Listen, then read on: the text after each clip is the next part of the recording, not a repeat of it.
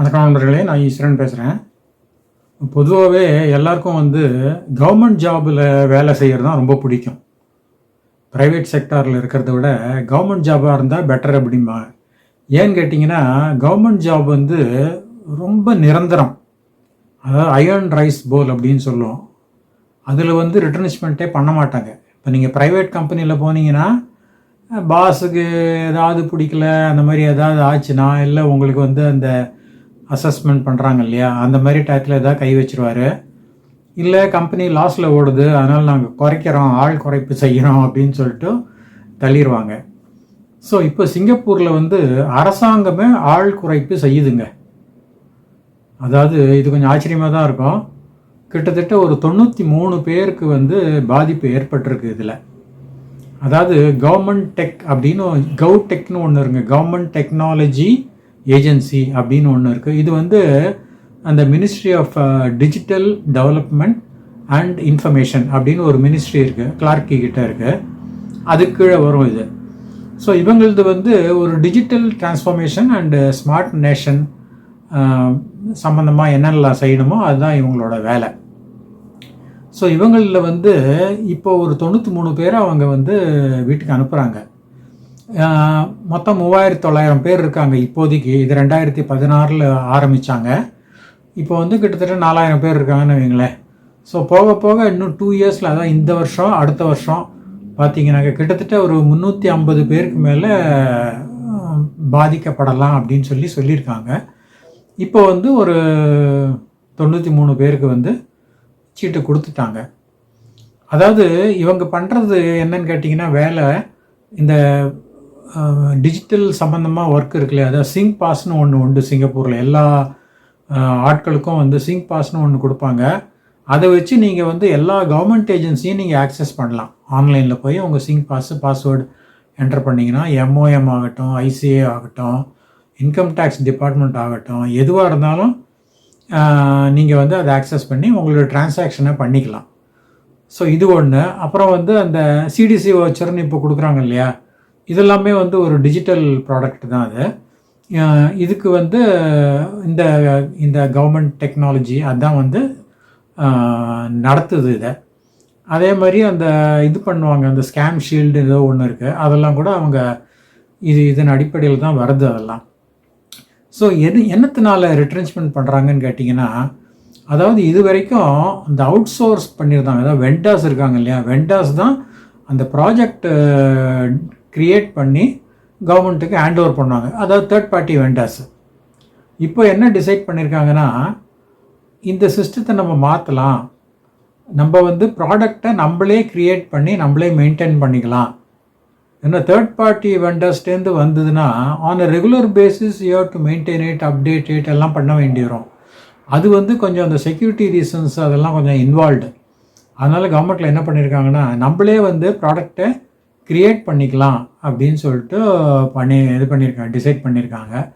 அதனால என்ன ஆகுன்னா, அந்த ப்ராஜெக்ட் மேனேஜர்ஸ் இருக்காங்க இல்லையா, அதை ப்ராஜெக்ட் டெலிவரி பண்ணுறவங்க, அதுக்கப்புறம் இந்த வெண்டார் மேனேஜ்மெண்ட்னு அதை பார்த்துக்கிறவங்களாம் இருப்பாங்க, இந்த ஸ்டாஃப், அதாவது இந்த கவுடெக்கில்.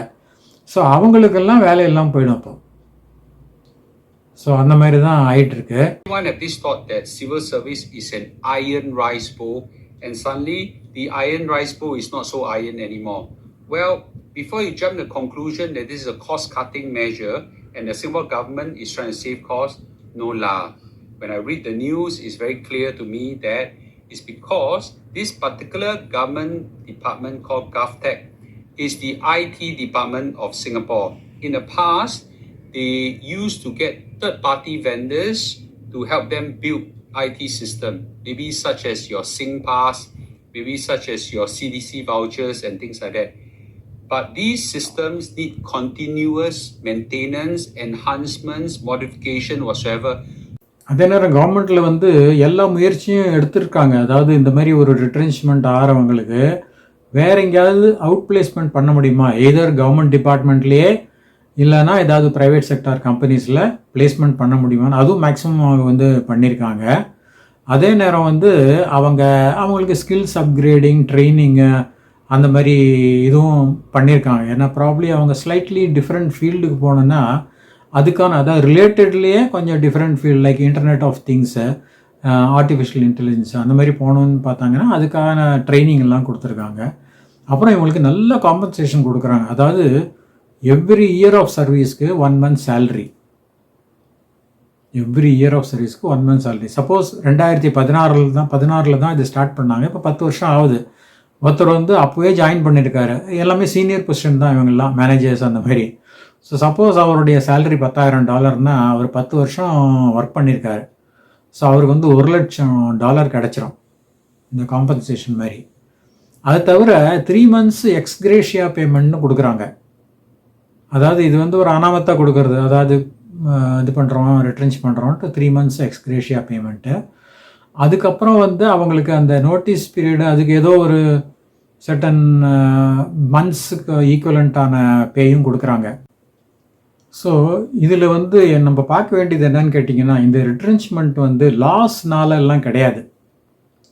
அதாவது கம்பெனி லாஸில் ஓடுது அதனால் நாங்கள் ஆட்குறைப்பு பண்ணுறோம் ப்ரைவேட் செக்டரில் சொல்கிறாங்களே, அந்த மாதிரி கிடையாது இது. அதே நேரம் ஏஐ வந்துடுச்சு, அதனால் மனிதர்களுக்கு வந்து தேவையெல்லாம் போச்சு இல்லை குறைஞ்சி போச்சு அப்படின்னு அந்த மாதிரியும் கிடையாது இதில். ஸோ காஸ்ட் கட்டிங் கிடையாது, ஏஐயோட இம்பேக்டும் கிடையாது. இருந்தாலும் இவங்க என்ன பண்ணுறாங்க, டிரான்ஸ்ஃபார்மேஷன் பண்ணுறாங்க. அதாவது இவங்களுடைய ஆப்ரேஷன்ஸே டிரான்ஸ்ஃபார்மேஷன் பண்ணுறாங்க. அவுட் சைடு வெண்டார்ஸ் கிட்ட ப்ராஜெக்டை பண்ண சொல்லி வாங்கிக்கிறத விட இவங்களே இன்சோர்ஸ் பண்ணிக்கிறாங்க. அதாவது நம்மளே வந்து ப்ராடக்டை க்ரியேட் பண்ணலாம், நம்மளே மெயின்டைன் பண்ணிக்கலாம் அப்படிங்கிற ரீதியில் தான் போயிருக்காங்க. அதனால தான் வந்து இவ்வளோ பேருக்கு ஒரு பாதிப்பு ஏற்பட்டிருக்கு. இது வந்து ஒரு யூனியன் இருக்குங்க. அதாவது யூனியன் இல்லாமல் நீங்கள் ஒர்க்கர்ஸ் ஒன்றும் பண்ண முடியாது.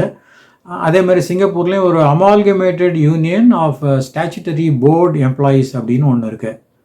அந்த யூனியனோடையும் பேசி 2 பேரும், அதாவது இந்த கவர்மெண்ட்டும் இந்த யூனியனும் பேசி இந்த டேர்ம்ஸ் அண்ட் கண்டிஷன்லாம் ஒத்துன்னு அதுக்கப்புறம் தான் இதை வந்து முன்னெடுத்து செல்கிறாங்க. அஃப்கோர்ஸ் இங்கே வந்து யூனியன் கொஞ்சம் கோஆப்ரேட் பண்ணோம். அதாவது இதே நம்ம நினச்சி பார்த்தோம், சில நாடுகளில் வெளிநாடுகள்லாம் இந்த மாதிரி ஒரு கவர்மெண்ட்டே ஆட்குறைப்பு பண்ணுறதுனா என்ன பூகம்பம் வெடிக்கும் தெரியுமா? ஆள் குதிப்பாங்க. யூனியன் வந்து முதல்ல குறுக்கால விழும், இந்த மாதிரி நீங்கள் எப்படி பண்ணலாம், கவர்மெண்ட்டாக இருந்துட்டு எப்படி பண்ணலாம் அப்படிங்கோ. ஆப்போசிஷன் லீடர்ஸ் எல்லாம் வந்து குறை சொல்லுவாங்க.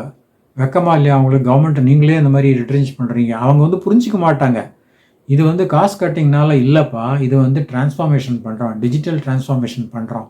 அதெல்லாம் புரியாது. ஏதோ கவர்மெண்ட்டை திட்டணும், அது வந்து நிறையா ஆப்போசிஷன் பீப்புளுக்கு உண்டு. அதேமாதிரி இந்த ஆக்டிவிஸ்ட் நிறைய பேர் இருக்காங்க. அப்புறம் இந்த இன்ஃப்ளூயன்சர்ஸ் சொல்கிறோம் இல்லையா, சோஷியல் மீடியாவில் போடுறவங்க. அப்புறம் இந்த மாதிரி ஒரு லெஃப்டிஸ்ட்டு அந்த மாதிரி எப்போவுமே அவங்களுக்கு வந்து எந்த கவர்மெண்ட் வந்தாலும் அதை குறை சொல்லணும், திட்டணும், அந்த மாதிரி இருக்கும். ஸோ அவங்களாம் வச்சு காய்ச்சிருப்பாங்க இந்நேரம். ஆனால் சிங்கப்பூரில் வந்து ஒரு எதிர்ப்பு வரல, இதுக்கு ஒரு பையன் வந்து இதை கிரிட்டிசைஸ் பண்ணல, ஏன் இந்த மாதிரி பண்ணுறீங்க அப்படின்லாம் யாருமே கேட்கல. இதெல்லாம் ரொம்ப ஸ்பெஷலுங்க. சிங்கப்பூருக்கு மாத்திரமே தான் முடியும். அது வேற எந்த நாட்டிலையும் இது வந்து பாசிபிள் இல்லை. People needed are no longer project managers, but more builders, coders, software engineers, mathematicians, and so on. It's a deliberate move to in-source the system. So therefore, the skill sets that they need are different right now. Therefore, they need new sets of people. If I'm not wrong, after this whole exercise, they probably need even more people. Don't take this news as a government cost-cutting measure. It's more a strategic change of direction to handle government system better so as to better serve Singaporeans. அதே நேரம் வந்து இதில் நம்ம இன்னொன்று கவனிக்க வேண்டியது முக்கியமாக இருக்குது, ரொம்ப பாசிட்டிவானது கூட. இது இப்போ ரிட்ரென்ச்மெண்ட் பண்ணியிருக்காங்க இல்லையா, இப்போ வந்து இவங்களுக்கு கூடுதலாக ஸ்டாஃப் தேவைப்படும். ஏன்னா இப்போ இவங்களே இந்த ஓனாக க்ரியேட் பண்ணி, அதாவது ஓனர்ஷிப் அப்படிங்கிற மாதிரி பண்ணுறாங்க. ப்ராஜெக்ட் வந்து வெண்டார்ஸ் பண்ணி கொடுத்தாங்க, இப்போ இவங்களே ஓன் பண்ணிக்கலாம், நம்மளே க்ரியேட் பண்ணிக்கலாம், நம்மளே மெயின்டைன் பண்ணிக்கலான்னு. அதனால பார்த்தீங்கன்னா சாஃப்ட்வேர் இன்ஜினியர்ஸ் நிறையா பேர் தேவைப்படும். அப்புறம் சைபர் செக்யூரிட்டி எக்ஸ்பர்ட்ஸ் அவங்களும் நிறையா எண்ணிக்கையில் தேவைப்படும். அதேமாதிரி அந்த ரிலேட்டடாக ஏஐ பண்ணியிருக்கிறவங்க, இந்த மேத்தமெட்டிஷியன்ஸு, இவங்கெல்லாம் வந்து நிறைய எண்ணிக்கையில் தேவைப்படும். அதனால் ஒரு பக்கம் ஒரு 93 பேருக்கு வேலை போச்சுன்னா கூட இன்னொரு 200 பேருக்கு வேலை கிடைக்கக்கூடிய ஒரு வாய்ப்பும் இருக்குது. அதனால் இது வந்து எப்போவுமே கவர்மெண்ட் எதாவது பண்ணித்துனா அது வந்து ஓவரால் குட்டுக்காக தான் இருக்கும். ஏன்னா இப்போ சிங்க் பாஸ் இருக்குது, அப்புறம் சிடிசி வவுச்சர் இருக்குது, அப்புறம் இந்த ஸ்கேம் ஷீல்டு, இதெல்லாம் வந்து ரொம்ப ஒரு சென்சிட்டிவ் அண்ட் கிரிட்டிக்கல். இதை வந்து நம்ம we cannot depend on outside vendors, third party vendors அவங்க கையில் விட முடியாது. அஃப்கோர்ஸ் அவங்க வந்து ப்ரிப்பேர் பண்ணி ப்ராஜெக்ட் பண்ணி கொடுத்துருவாங்க நம்மள்கிட்ட. இருந்தாலும் அதை வந்து நம்ம மெயின்டைன் பண்ணுறது, அது சர்வீஸ் பண்ணுறது, ஏன்னா மக்களுக்கும் கவர்மெண்ட்டுக்குமான ஒரு லிங்க் தான் இது உண்டு பண்ணுது இந்த இந்த ப்ராடக்ட்ஸ் எல்லாம், ஆப்ஸ் எல்லாம். அதனால் அதில் வந்து ரொம்ப பக்காவாக இருக்கணும், அப்டேட்டாக இருக்கணும், எந்த மிஸ்டேக்குக்கும் அதில் வந்து இடம் இருக்கக்கூடாது.